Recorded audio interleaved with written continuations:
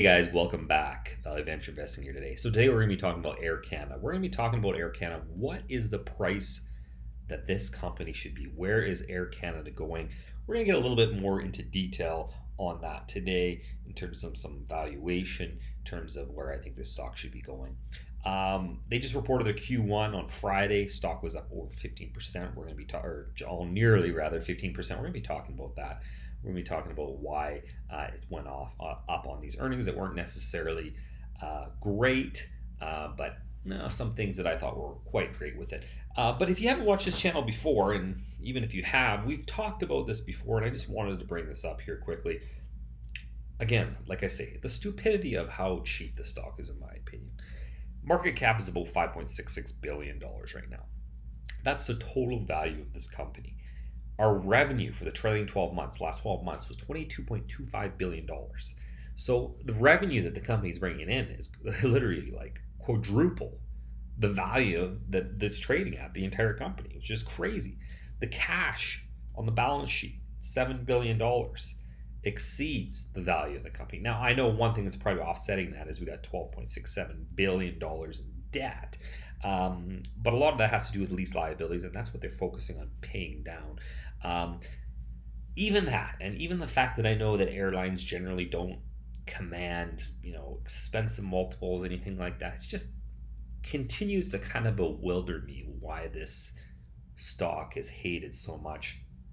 And we're going to talk about some of the reasons why it's dropped a little bit lower as of late. But just think about this, guys.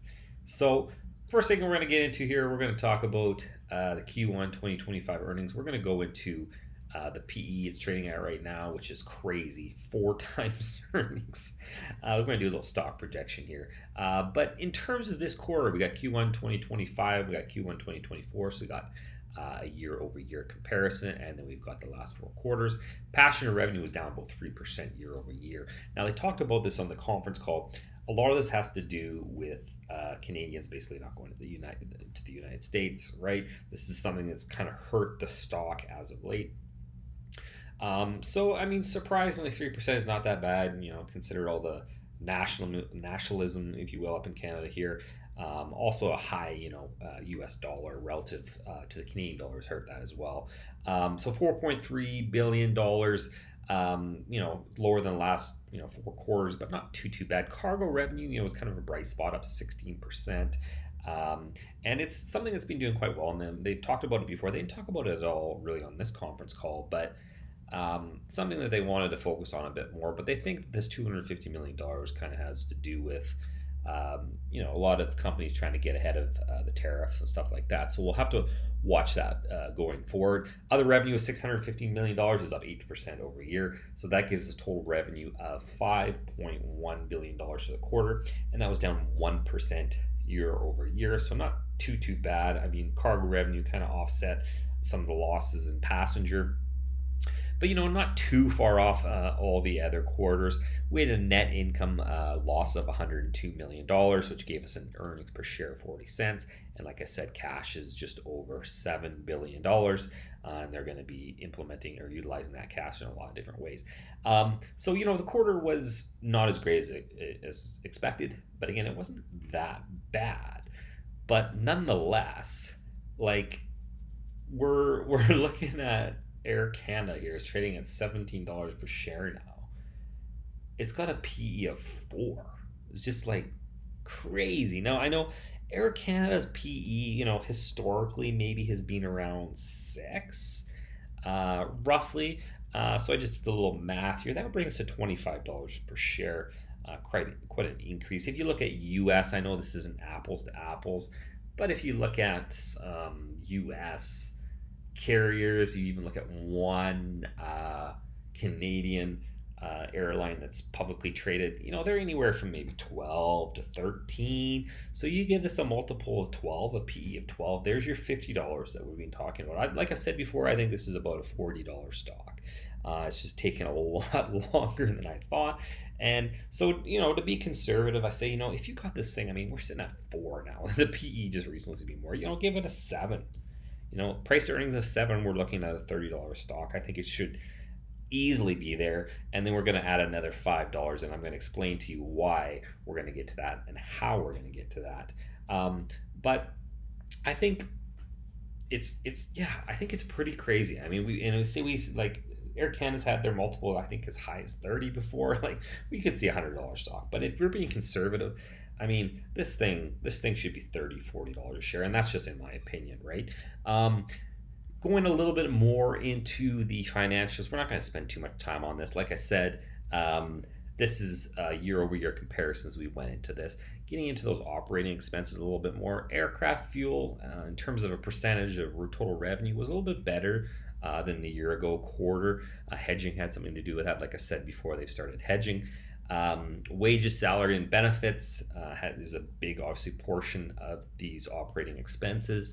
And proportionately to the revenues, it wasn't as great. But of course, we just had the airlines negotiations, contracts come in, and we're going to have the flight attendants here soon as well. They said that they're confident about those. So brought the total operating expenses to 5.3 billion, which was higher, of course, than last quarter a year ago. Operating income loss was $108 million. 11 million dollar gain the year before. And then so also we had some different changes in here as well. They gave us in terms of the non-operating expenses, they were 59 million versus 76 million, so it kind of helped a little bit. It was a little bit less. And what here we saw, interest expense wasn't quite as high as a year ago, things like that. So that basically gave us a net income of $102 million. If you would have offset some of these a bit more, and we're going to talk about how they're going to be bringing costs down here a bit, you might have seen a little bit better. But again, not super great and a little bit disappointing. In terms of the cash flow statement, net cash flow from operating activities, 15 or $1.5 billion, roughly in line from about a year ago. We're going to talk about this. This is what excites me. Share purchases and cancellation was $327 million. It says no 5 here. We're going to chat about that because that's quite big. And then, of course, the cash. So we saw the cash increase by 3.3 billion versus 2.7 billion. So nice to see that cash increase. We didn't go through the balance sheet because it wasn't too interesting. But anyway, now let's talk about kind of what's going on a little bit more here. We're going to talk about some important things. Of course, the first thing that came up on the conference call here, Canadians traveling to the U.S. and the noise related to that as being something that's hampered the company. They've definitely seen the demand get hit. We've talked about that slightly before. As a result of that, the guidance is down slightly. They originally said they like to talk about the adjusted EBITDA, earnings before income tax, dividends, and amortization. They figured, the guide before was about 3.4 billion to 3.8 billion for the year. New guidance 3.2 to 3.6 billion. But who knows, right? I've had some questions of people that watch this video. They're like, how are tariffs going to impact Air Canada and this and that? I mean, the answer to that is nobody knows. But like I've said in my other videos, guys, these things will be short term. They're not going to be around forever, regardless. So, I mean, if you think it's going to be the end of the world and the sky is falling, then maybe you shouldn't be in the stock market. But these are the times, if you have money to buy stocks. I'm not saying necessarily buy Air Canada or whichever stock, but you got to take advantage of these times, right? So we're seeing the effects of it, right? We're seeing the adjusted guide. We're seeing the comments on the conference call, but it's not even up to this point. We will see. Not that bad, really, right? So it'll be interesting to see what's going forward. Now, the biggest thing here, and this is obviously, I think, in my opinion, what has driven the stock forward, is they're doing a new issue bid to purchase up to $500 million shares. Now, 500 million shares. Before we get into that, just to give you guys a little bit of a recap. So they already had one. So this is in November of 2024. I'm just going to summarize this here. Basically what happened was they said they launched a normal course issuer bid, essentially allowing the company from November 5th, 2024 to November 4th, 2025 to purchase up to 35 million shares, representing about 10% of the float. Now, as you guys recall, during COVID, I mean, we had dilution, and before COVID, where was the stock. What was it, like $40 a share or something like that, $45 a share. I can't quite remember. That's something, of course, that's hurt the stock a lot. Obviously, the financials hurt as well, but the dilution was something that hurt it a lot. So you can see that they're really trying to take advantage of the low stock price. In 2024, Air Canada purchased 20 million shares. If you can see this here, can I move it down? Yeah. Over $20 million shares at an average cost of 23. Of course, they could have got a little bit lower now. And so they basically removed $485 million. Now, the first quarter of this year, they purchased an additional 15 million. So that got us to that $35 million for an aggregate of $315 million, as we saw on the statement of cash flows there. Oops, wrong one. So we've essentially purchased the maximum amount of $35.7 million, or 35.7 million shares. And basically they did it a lot faster than what they thought they would do, maybe because they were taking advantage of the price. Now they're saying they're doing a new issuer bid for about $500 million worth of shares. So right now their share count's around 330 million shares. They're saying by 2028 they want to have that below $300 million shares, 300 million shares rather. And they do intend to go further than that as well, because one of the questions on the conference call was regarding that. So don't expect it to just be that. But I did some really quick and dirty math, guys, here. Like, it's not, you don't know exactly, we can't project exactly what the earnings are going to be.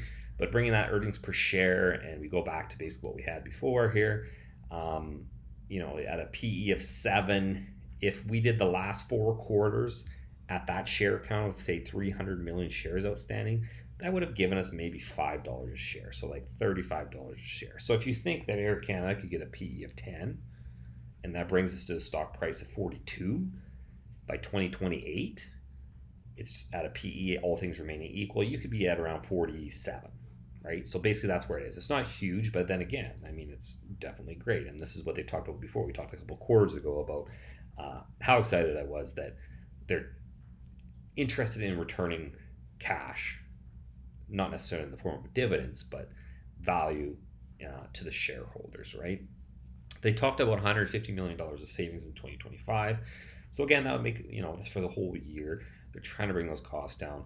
Of course, that's really necessary when we're, even hitting an operating income loss here, right? We need to work on these expenses. Regardless, though, yeah, I mean, at $17 per share, I think Air Canada is really cheap, but I'd love to know what you guys think.